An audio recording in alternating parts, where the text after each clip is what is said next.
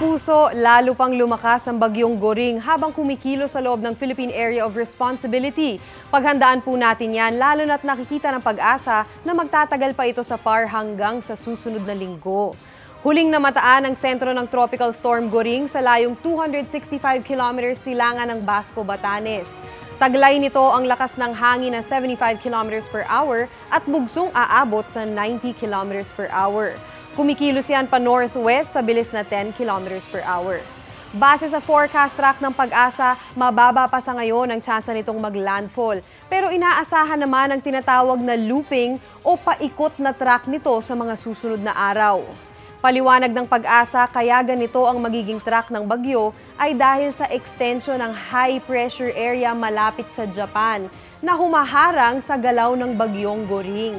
Kapag nag-recede o umurong ang high pressure area na yan, saka pa lang ulit makakadaan ang bagyo paakyat. Dahil dyan, magtatagal pa ito sa dagat at lalo pang lalakas. Hindi rin inaalis ang posibilidad na maabot nito ang super typhoon category.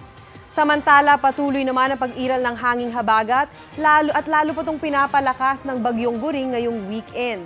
Mga kapuso, posibleng magtaas din ng wind signal ang pag-asa simula po ngayong gabi o bukas, kaya patuloy na umantabay sa updates. Silipin naman natin ang datos ng Metro Weather kung saan-saan uulan. Bukas ng umaga, may pag-ulan po sa ilang bahagi lang ng Southern Luzon. Pero pagsapit ng hapon, uulanin na rin ang malaking bahagi ng Northern at Central Luzon kung saan inaasahan pa rin ang malalakas na pag-ulan. Sa Metro Manila, posible rin ang pag-ulan bukas lalo na po sa hapon. May tsansang magpatuloy yan hanggang gabi sa ilang lugar kaya magbaon pa rin ng payong o kapote. Kung taga Visayas naman, halos walang ulan sa umaga. Pero pagdating ng hapon, may mga kalat-kalat na ulan na sa Negros Provinces, Panay Island, pati sa Cebu at Samar Province.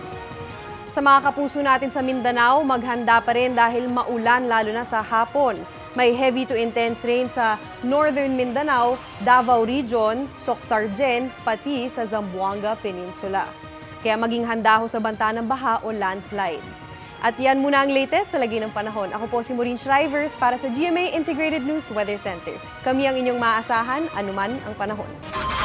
Mga kapuso, maging updated sa ulat panahon 24 oras. Mag-subscribe sa GMA Integrated News sa YouTube.